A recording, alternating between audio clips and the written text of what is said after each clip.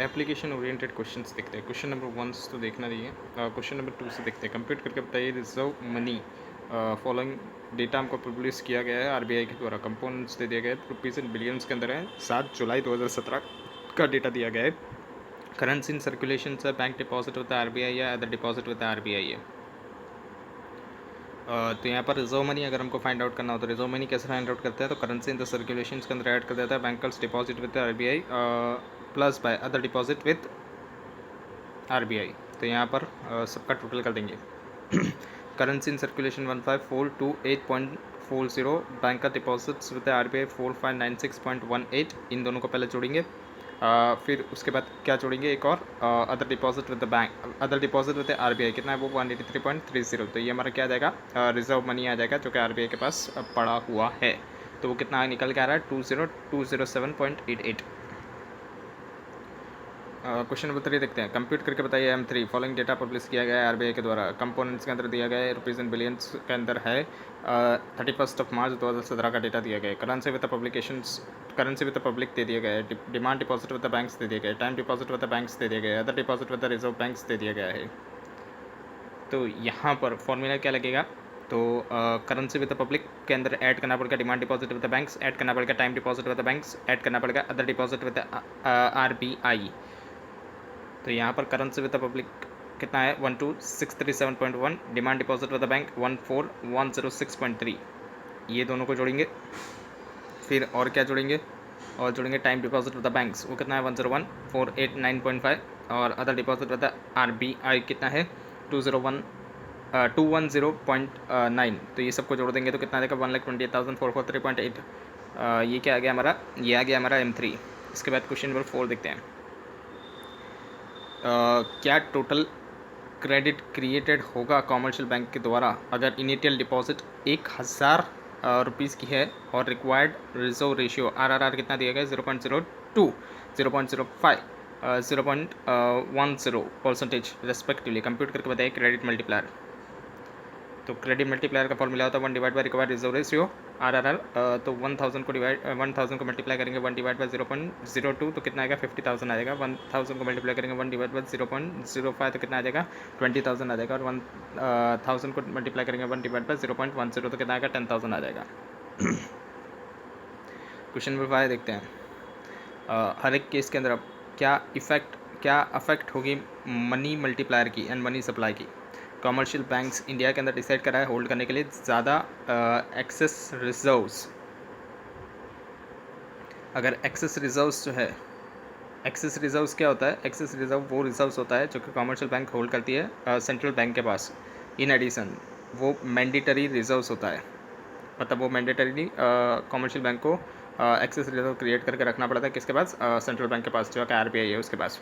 Access reserve का result होता है कि वो इंक्रीज़ कर देता है रिजर्व डिपॉजिट रेशियो बैंक्स का, जिसकी वजह से लेस मनी लैंड किया जाता है बैंक के द्वारा, और इससे रिड्यूस हो जाता है money multiplier and money supply भी डिक्लाइन हो जाता है। Fearing the shortage of the money in the ATMs people decided to hold the money. ATM के अंदर शॉर्टेज हो गई है मनी की, इस वजह से पीपल डिसाइड कर रहे हैं कि वो लोग अपने पास संभाल के रखेंगे मनी को।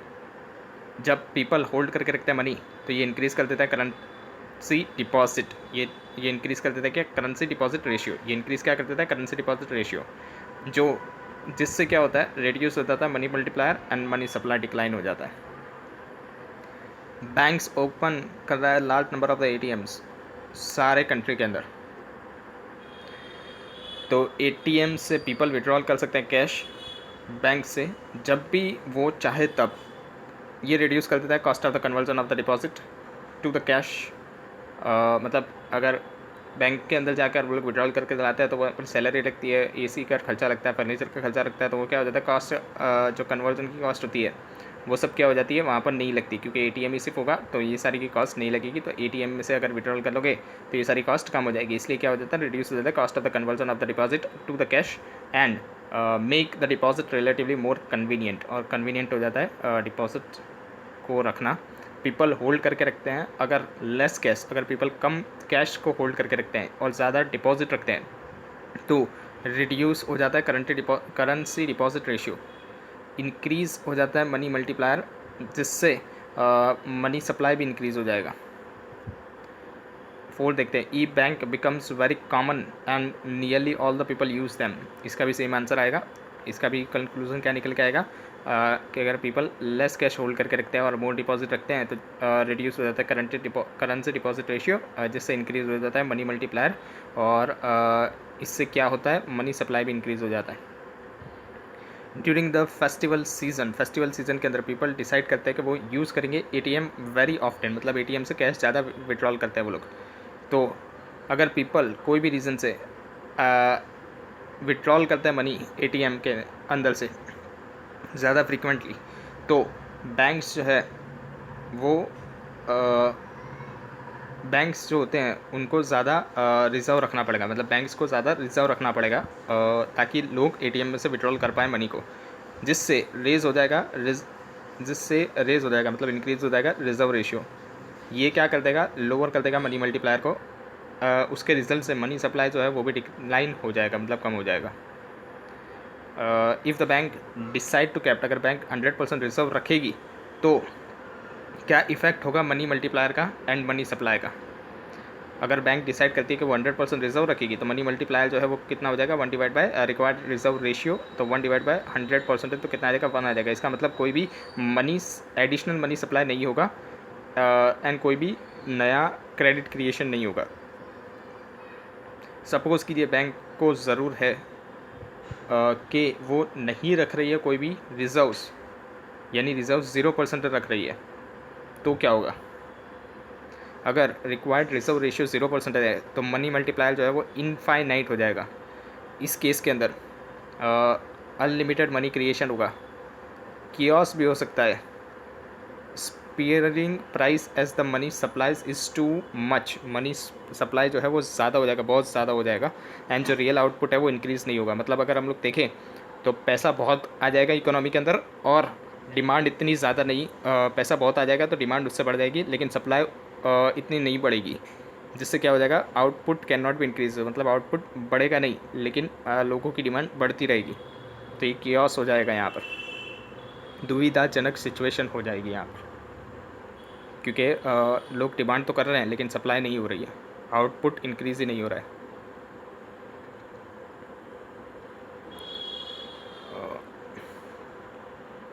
इसके बाद देखते हैं मॉनेटरी पॉलिसी, डिफाइन करके बताइए मॉनेटरी पॉलिसी। ये एक इंस्ट्रूमेंट है जहाँ पर disposal of the central bank to regulate the availability. विचार, ये क्या है, एक इंस्ट्रूमेंट है जो डिस्पोज करता है central bank, disposal of the central bank to regulate the availability, cost and the use of the money.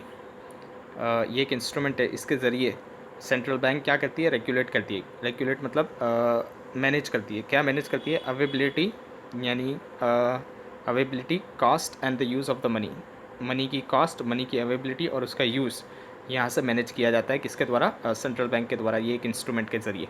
And the credit so as to attain the predetermined objectives mainly the growth and stability. इससे क्या achieve हो जाता है, इसका main objective क्या है, achieve करने का कि ग्रोथ और स्टेबिलिटी हो जाए।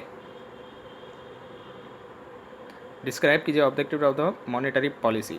मॉनेटरी पॉलिसी का ऑब्जेक्टिव क्या है, most commonly pursued objectives monetary policy का है कि मेंटेन करके रखेंगे प्राइस स्टेबिलिटी को, या तो आप बोलो कि कंट्रोल करेंगे इन्फ्लेशन को एंड अचीव करेंगे इकोनॉमिक ग्रोथ को, दो ही ऑब्जेक्टिव्स हैं इसके।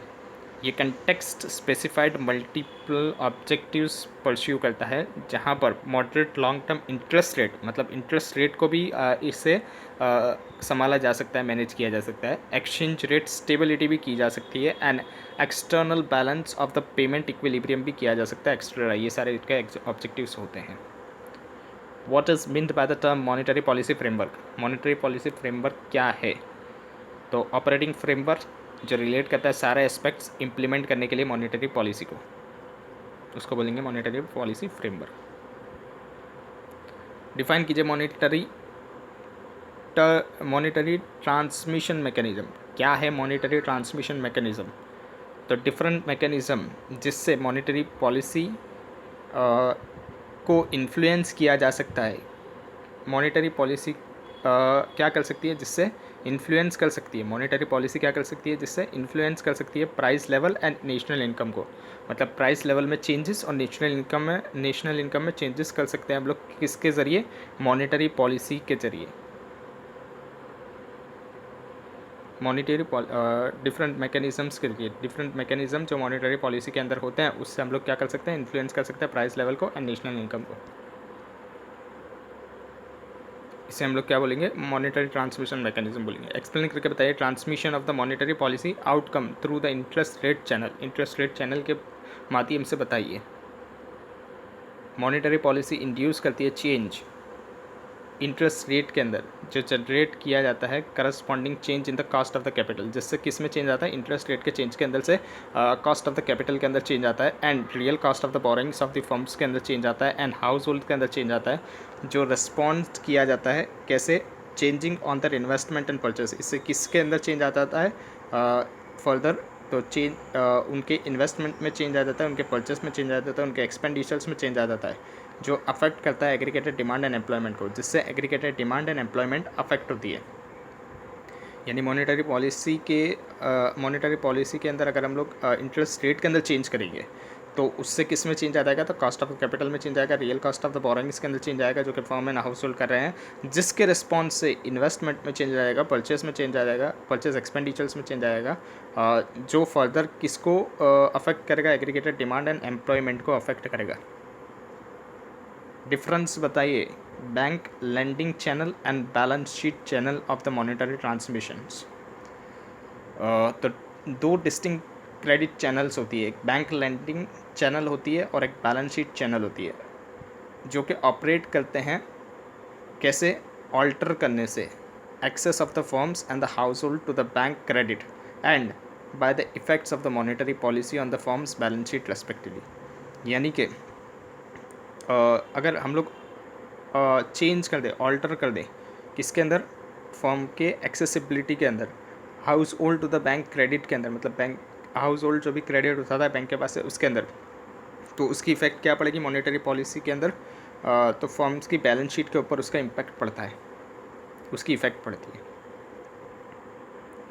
How do the asset price respond to the monetary policy, कैसे एसेट प्राइस रिस्पॉन्ड करता है मॉनेटरी पॉलिसी को। एसेट प्राइस जनरेट करता है इम्पॉर्टेंट वेल्थ, जिसकी effect important wealth effects. Asset price क्या करता है, जनरेट करता है इम्पॉर्टेंट वेल्थ इफ़ेक्ट, जिसकी इम्पैक्ट्स किस पे जाती है, स्पेंडिंग, आउटपुट एंड एम्प्लॉयमेंट पे जाती है।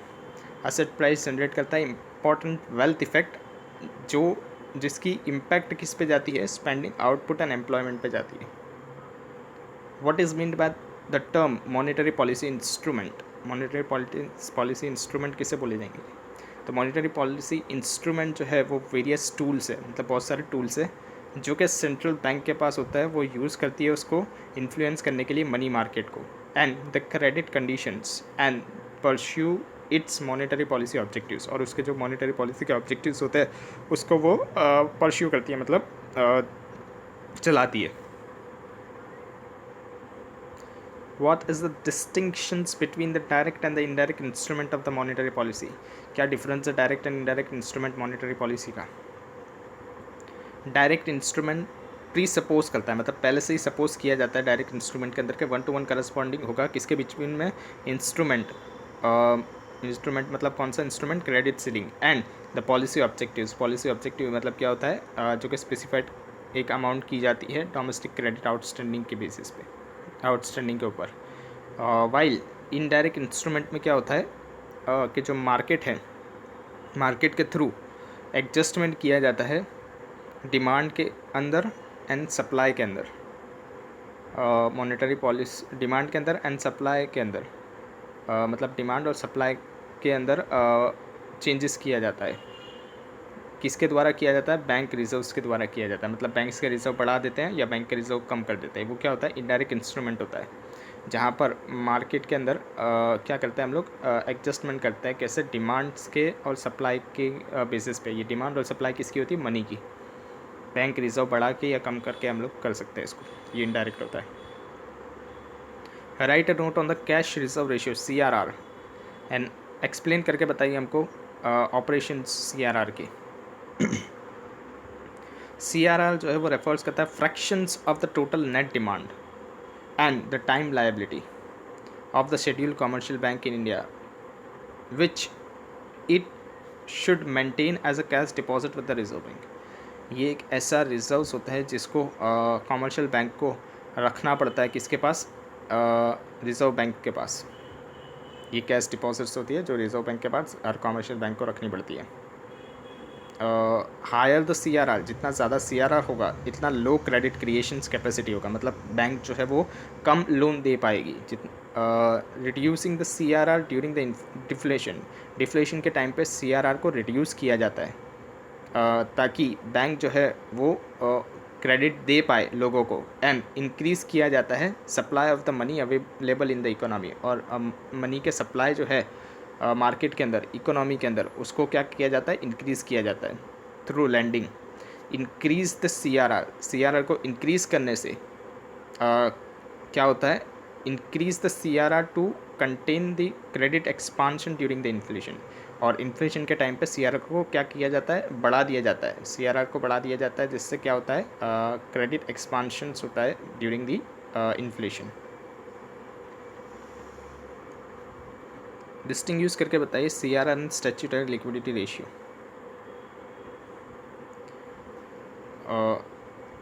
While the CRR has to maintain by the bank, CRR को मेंटेन किया जाता है बैंक के द्वारा, जो कि क्या होता है? कैश होता है जो कि रिजर्व बैंक के पास रखना पड़ता है, किसको? बैंक्स को।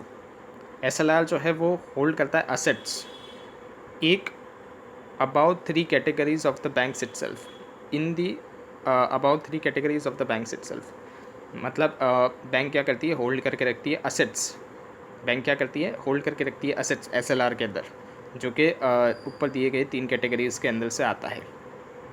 मतलब आप कोई भी 3 कैटेगरीज़ के अंदर रख सकते हो, जो भी है आपका नेट डिमांड, टाइम लायबिलिटीज़, और ये सब जो भी डिपॉजिट्स लोगों ने बताई गई है रिजर्व बैंक के द्वारा कि इन के अंदर आप रख सकते हो, उन के अंदर आप रख सकते हो SLR।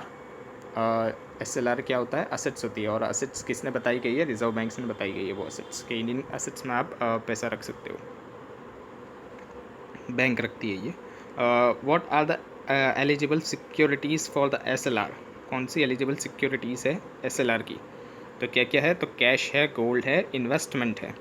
क्या क्या है? कैश है, गोल्ड है, इन्वेस्टमेंट है इन द अनएनक्यूम्बर्ड इंस्ट्रूमेंट। ये क्या होता है? मतलब जिसके अंदर इंश्योरेंस नहीं होता, उसको बोलते हैं अनएनक्यूम्बर्ड इंस्ट्रूमेंट्स।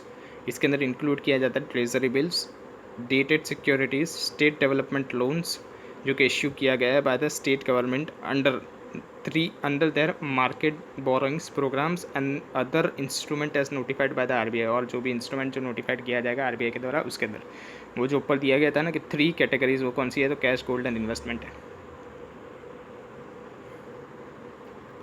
इन्वेस्टमेंट कौन सी होनी चाहिए? अनएनक्यूम्बर्ड।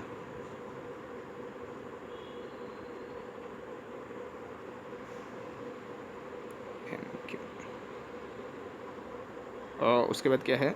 क्वेश्चन नंबर 14 देखते हैं। क्वेश्चन नंबर 13 बाकी था। Explain the functions of the SLR। Functions बताइए SLR के। तो change in the SLR chiefly influence the availability of the resources in the banking system for the lending. मतलब SLR अगर influence हो जाता है, चीफली इन्फ्लुएंस हो जाता है, तो उससे किस में अफेक्ट पड़ता है? अवेलेबल रिसोर्सेज के अंदर अफेक्ट पड़ता है, जो कि बैंकिंग सिस्टम जो लैंड करती है उसके अंदर इसका इफेक्ट पड़ता है, क्योंकि ज़्यादा SLR रखने से बैंक कम लैंड कर पाएगी मनी। और राइज इन द SLR जब ज़्यादा हो जाता है during the period of the high liquidity period के अंदर, जब SLR को बढ़ाना पड़ता है, तब क्या हो जाता है? लॉकअप हो जाता है rising functions of the banks assets in forms of the eligible instrument. मतलब बैंक कम असेट्स के अंदर अपना इन्वेस्टमेंट कर पाती है, जो भी एलिजिबल इंस्ट्रूमेंट होते हैं उसके अंदर कम इन्वेस्टमेंट कर पाती है, जो एलिजिबल इंस्ट्रूमेंट ऊपर बताए गए थे वो। ये रिड्यूस कर देता है credit creation capacity of the bank, credit creation की कैपेसिटी भी कम कर देता है बैंक की। ये रिड्यूस कर देता है इन SLR during the period of the economic down turn has opposite effect. Reduction in the SLR, SLR का रिडक्शन कब होता है? जब इकोनॉमी डाउन टर्न में होती है, मतलब इकोनॉमी के अंदर क्या आ रहा होता है, इकोनॉमी के अंदर डिफ्लेशन आ रहा होता है, तब SLR को रिड्यूस कर दिया जाता है, जिसकी अपोजिट इफेक्ट होती है। मतलब वहाँ पर फिर क्या होगा, तो ज़्यादा क्रेडिट क्रिएशन कर पाएगी, लैंडिंग ज़्यादा कर पाएगी बैंक।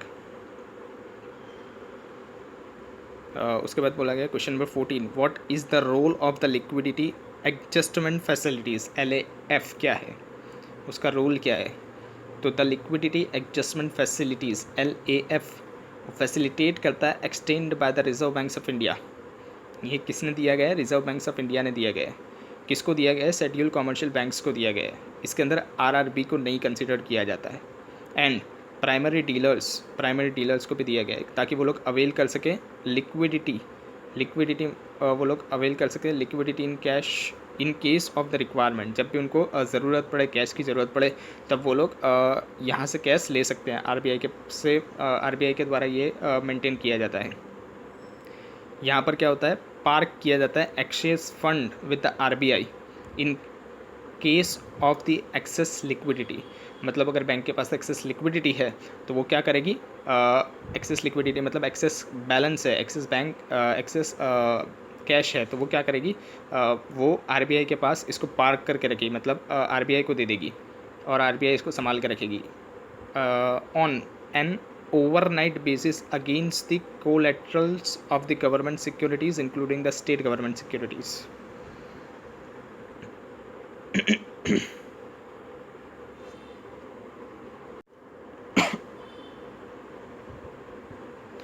इसके बाद देखते हैं क्वेश्चन नंबर 15 देखते हैं। डिफाइन करके बताइए रेपो। तो रेपो क्या है? तो रेपो को डिफाइन किया गया है एक इंस्ट्रूमेंट। रेपो क्या है? रेपो डिफाइन किया गया है इंस्ट्रूमेंट। किसके लिए? बोरोइंग फंड के लिए, मतलब फंड बोरो करने के लिए इंस्ट्रूमेंट है ये, जहाँ पर सेल किया जाता है सिक्योरिटीज़ को एक एग्रीमेंट के द्वारा कि हम इसको रीपर्चेस कर लेंगे सिक्योरिटीज़ को म्यूचुअली एग्रीड फ्यूचर डेट के ऊपर। जब एग्रीड किया जाता है price at an agreed price, future date के ऊपर एक एग्रीड प्राइस के ऊपर इसको रीपर्चेस कर लिया जाएगा, विच इंक्लूड, इसके अंदर इंक्लूड किया जाता है interest for the fund borrowed. Interest भी दिया जाता है इसके अंदर, जो भी फंड बोरोड किया जाता है उसके बेसिस पे। इसके अंदर क्या होता है? इंटरेस्ट भी होता है। इसके अंदर क्या होता है? इंटरेस्ट भी होता है, फंड बोरोड के ऊपर लगाया जाता है। What is meant by the policy rate? Policy rate किसे बोलेंगे? पॉलिसी रेट जो है वो फिक्स रेपो रेट है, जो कि कोटेड किया जाता है sovereign securities in the overnight segment of the liquid adjustment facilities. मतलब ये एक फिक्स रेपो है, रेट है, जिसको सोवरेन सिक्योरिटीज़ मतलब गवर्नमेंट सिक्योरिटीज़ ही होती है ये, उसके अंदर लगाया जाता है overnight segment of the liquid adjustment facilities. ये क्या है? ओवरनाइट सेगमेंट है लिक्विड एडजस्टमेंट फैसिलिटीज़ का। डिफाइन करके बताइए रिवर्स रेपो। रिवर्स रेपो क्या होता है? तो रिवर्स रेपो डिफाइन किया गया है, वो भी एक इंस्ट्रूमेंट है लैंडिंग फंड के लिए by the purchasing securities with the agreement. इसके अंदर भी एग्रीमेंट किया जाता है कि रीसेल कर दिया जाएगा सिक्योरिटीज़ को म्यूचुअली एग्रीड फ्यूचर डेट के ऊपर एग्रीड प्राइस के बेसिस पे, जिसमें इंक्लूड किया जाता है interest for the fund land. जितना फंड लैंड किया गया है उसका इंटरेस्ट भी इसके अंदर इंक्लूड किया जाता है। What role does the market stabilization scheme MSS plays in our economy? MSS क्या रोल प्ले करता है अपनी इकोनॉमी के अंदर? तो under the MSS market stabilisation scheme government of India borrow करती है RBI से। होती है ये क्या होती है? एडिशनल होती है नॉर्मल बोरोइंग्स रिक्वायरमेंट्स के लिए, यानी गवर्नमेंट को कुछ एडिशनल बोरोइंग्स की रिक्वायरमेंट पड़ती है तो RBI के पास से वो बोरो करती है and issue the treasury bills, और उसके अगेंस्ट में वो गवर्नमेंट ऑफ इंडिया क्या इशू करती है? ट्रेजरी बिल्स इशू करती है, डेटेड सिक्योरिटीज़ इशू करती है, जो कि यूटिलाइज किया जाता है for absorbing from the market access liquidity. Market के अंदर जो एक्सेस लिक्विडिटी है उसको एब्जॉर्ब करने के लिए ये दिया जाता है of more enduring nature arising from the large capital inflow of more enduring nature arising from the large capital inflows, मतलब जो भी बड़े बड़े इनफ्लोज हैं उसको कम करने के लिए ये किया जाता है। इसके बाद देखेंगे question number 19, assess the roles of the bank rate as an instrument of the monetary policy। बताइए, assess कीजिए मतलब जांच कीजिए रोल किसकी, बैंक रेट की, as an instrument of the monetary policy. Open market operations, OMO general term है जो कि यूज किया जाता है मार्केट ऑपरेशन के लिए, जहाँ पर RBI जो है वो सेल परचेस करती है गवर्नमेंट के सिक्योरिटीज़, वो सेल परचेस करती है गवर्नमेंट के सिक्योरिटीज़ गवर्नमेंट से या तो मार्केट से, जिसका ऑब्जेक्टिव क्या होता है कि एडजस्ट करना है रुपी लिक्विडिटी कंडीशंस को मार्केट के अंदर ड्यूरेबल बेसिस पे। इसके बाद देखते हैं, ये था क्वेश्चन 20 था, ओपन मार्केट ऑपरेशंस था ये। क्वेश्चन नंबर 19 अलग है। क्वेश्चन नंबर 19 के अंदर बैंक रेट का बताना था, instrument of the monetary policy. मैंने उसको 20 का आंसर पहले बोल दिया। देख लेते हैं क्वेश्चन नंबर 19। बैंक रेट जो है वो बैंक रेट जो है वो अलाइन करता है किससे, मार्जिनल स्टैंडर्ड फैसिलिटीज़ से, MSF से। बैंक रेट जो है वो अलाइन करता है किससे, मार्जिनल स्टैंडर्ड फैसिलिटीज़ रेट से। एंड उस वजह से जब भी MSF रेट चेंज होता है तो पॉलिसी रेपो रेट चेंज हो जाता है। उससे क्या हो जाता है, पॉलिसी रेपो रेट चेंज हो जाता है। मतलब एज MSF मतलब मार्जिनल स्टैंडर्ड फैसिलिटीज़ जब भी चेंज होता है तो उससे पॉलिसी रेपो रेट चेंज हो जाता है, बैंक रेट भी चेंज हो जाता है ऑटोमेटिकली। यानी मार्जिनल स्टैंडर्ड फैसिलिटीज़ के चेंज होने से क्या चेंज हो जाता है, तो बैंक रेट भी चेंज हो जाता है और पॉलिसी रेपो रेट भी चेंज हो जाता है ऑटोमेटिकली।